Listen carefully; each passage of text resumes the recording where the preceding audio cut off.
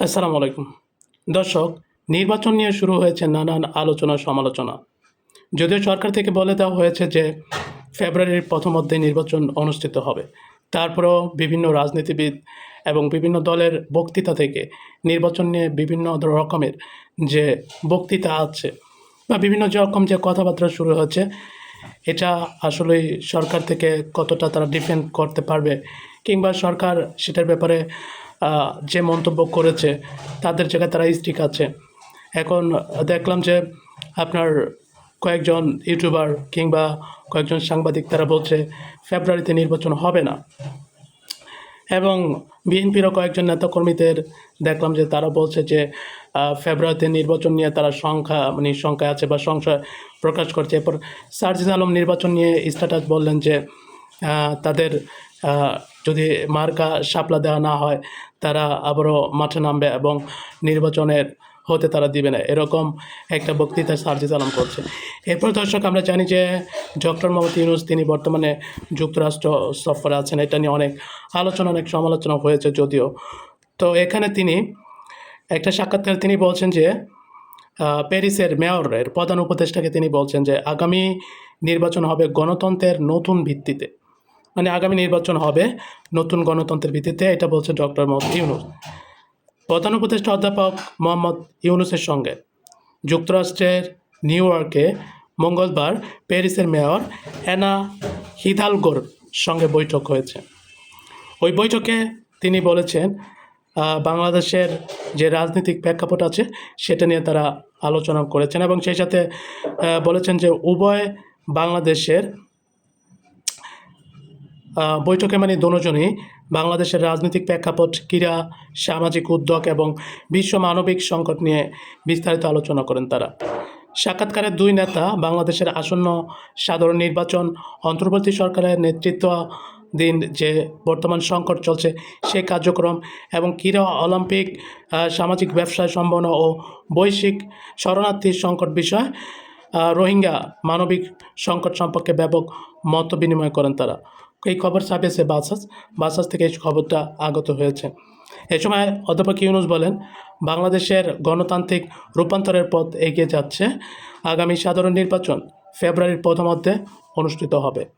এটি শুধু একটা নির্বাচন নয়, এটি দেশের গণতন্ত্রের একটা নতুন যুগের সূচনা করবে বলে তিনি সেই বৈঠকে বলেন।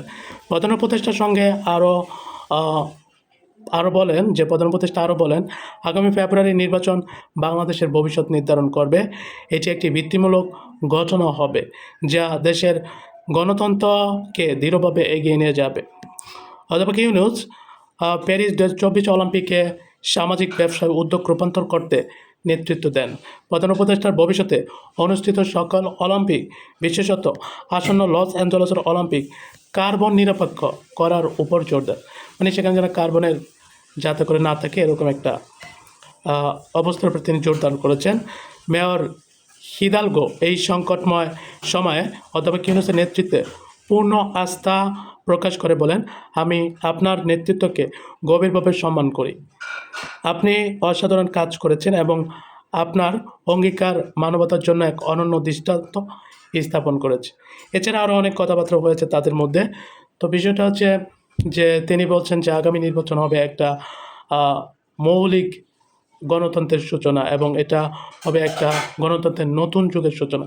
কিন্তু তিনি যাদের নিয়ে নির্বাচন করবেন, বিএনপি, এনসিপি, জামাত ইসলাম, এদের মধ্যে অনেকের মধ্যে সুর শোনা যায় যে এই সরকারের অধীনে নিরপেক্ষ নির্বাচনে আশা করা যায় না।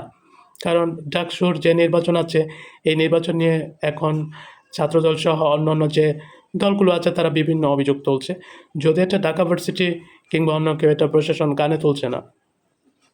তো এখন এই প্রেক্ষিতে বিএনপির অনেক নেতাকর্মী বলছে যে, এবং আমি শুনলাম চরমনায়ের নেতাকর্মী তিনিও বলছেন যে যদি পিআর পদ্ধতি না হয় তাহলে নির্বাচন মানে সুষ্ঠু হবে না। এছাড়া বিএনপির একাধিক নেতাকর্মী এমন কথাই বলছেন যে এই সরকার আমলে নির্বাচন সুষ্ঠু হবে না, তার উপরে নির্বাচন ভরসা হবে না, এবং ইন্ট্রিম গভর্নমেন্টের পরিবর্তে তারা একটা তত্ত্বাবধায়ক সরকার ব্যবস্থা চায়।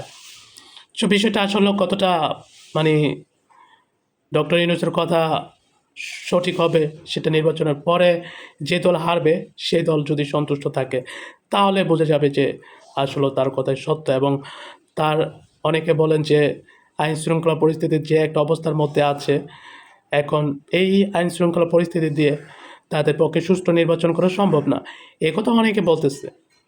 কাজেই এখন তার যে মতামত বা তার যে ধারণা বা তিনি যে ফ্রান্সের মেয়রের সাথে কথা বলে যেই বিষয়টা তিনি বললেন যে আগামী নির্বাচন হবে গণতন্ত্রের নতুন ভিত্তি, এটা কতটা সত্য হবে সেটা আসলে সময় বলে দেবে। সেটা আমরা নির্বাচন শেষেই জানতে পারবো।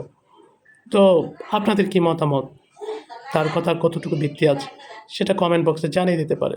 ভালো থাকবেন। আল্লাহ হাফেজ। আসসালামু আলাইকুম।